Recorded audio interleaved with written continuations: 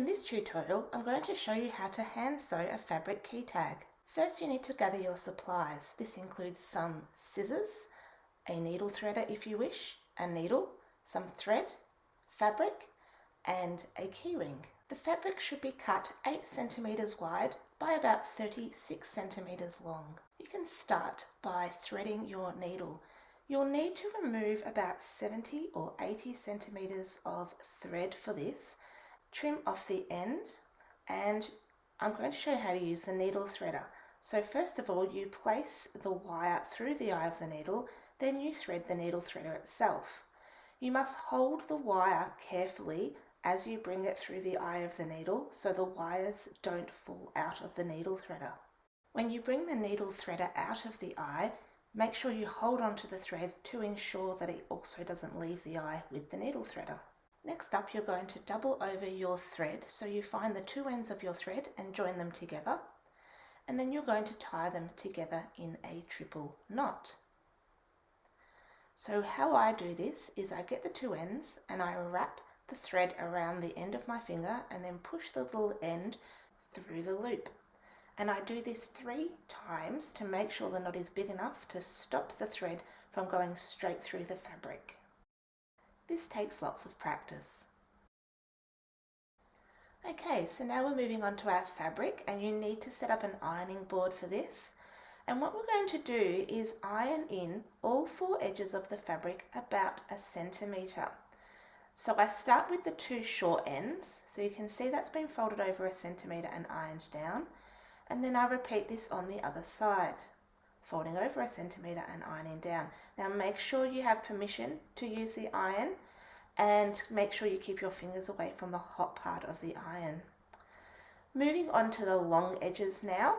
I'm repeating the same process as the short edges, but this time you need to go all the way along and make sure your fingers are safe and push that fabric edge over about 1 centimeter.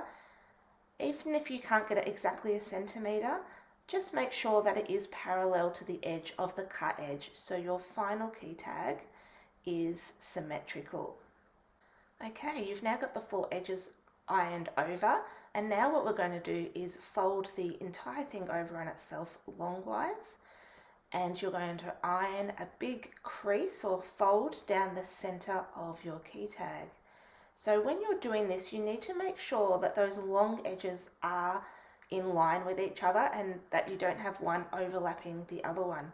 The best way to do that is iron it on one side, then turn it over and iron it again on the other side, just to make sure that both sides are in line.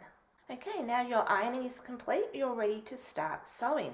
Now if you don't have any sewing pins at home, you can use pegs to hold your fabric together while you sew it. The pegs will get in the way a little bit if you're using them, but they are a good alternative. You could also use paper clips or bulldog clips, anything that you've got in your house. I'm going to show you how to use pins. So what you do is you push the pin all the way through the layers and then back out the other side. And about 3 pins will hold it in place. Okay, we are going to sew the key tag together now, and I'm going to use the running stitch for this process. So I bring my needle through all the layers and pull the thread all the way through the fabric, then go back in the same side that I came out, again bringing the thread all the way back through the fabric, then back through the same side again and bringing it all the way through to the bottom, then back through the bottom and bringing it all the way back through to the top. So you can see whichever side of the fabric my needle leaves, it enters through the same side. If you forget to do this and you go from the top and then go straight to underneath, you'll end up with little loops around the edges of your key tag. So when your needle goes through the bottom, like this one, it needs to go back up through the bottom to the top. You repeat this process over and over again until you get all the way to the end of your key tag. Now about 2/3 or 3/4 of the way through, I actually started to run out of thread. So what I did was I stopped while I still had enough thread to tie off my seam, and I do 3 tiny little stitches one on top of the other, and then wrap the thread around the needle and bring it through. This ties a knot around the end of your thread. Then you simply trim off the end.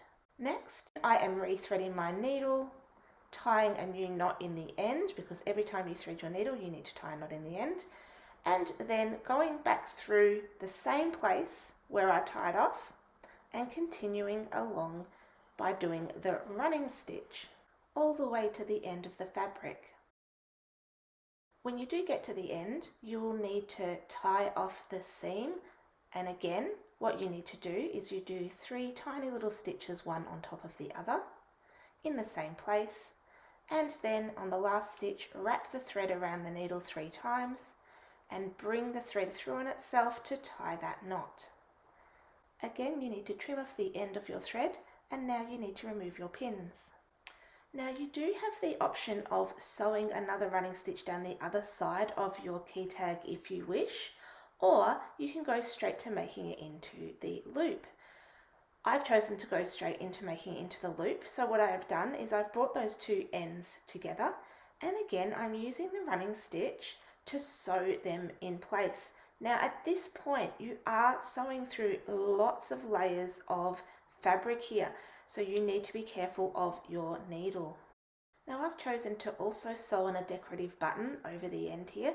This helps keep your loop secure, but it also just adds a nice little touch. So to sew on a button, I'm putting the button over where the join is, and what you need to do is bring your needle from the back. Careful of your fingers here because this is quite challenging, and you're going up through one side of the button and down through the other. Now this particular button only has 2 holes. You might have one that has 4, in which case you would need to use all 4 of them and go around in a crisscross motion. You'll need to sew the button 3 or 4 times to make sure it is secure, and then turn it over to the back and tie it off in the same manner as tying off all your other seams. Okay, so now you want to fold your key tag over so the button is roughly in the middle of the back of the loop, and we are going to sew a small section of the end of the fold over, and this is where the actual key tag will go into the fabric. Now I am using the running stitch for this, but this time I'm making sure I use very small stitches to make this section of the key tag more secure, because it does need to hold that little key ring. Sew all the way across using small stitches and then tie off the end just as you would for any other stitch. So the last step is to place your key ring in that little section you have just sewn. You need to open out the key ring and slide it through that little section of fabric and bring it through the other side. Now be careful of your hand sewing here, because when I brought mine through, my hand sewing got caught up on it, and I needed to let that loose. So once you've gone all the way around, your key tag is finished and ready for use. Here are some other key tags that I've made previously. I hope you enjoyed this tutorial and enjoy making your own.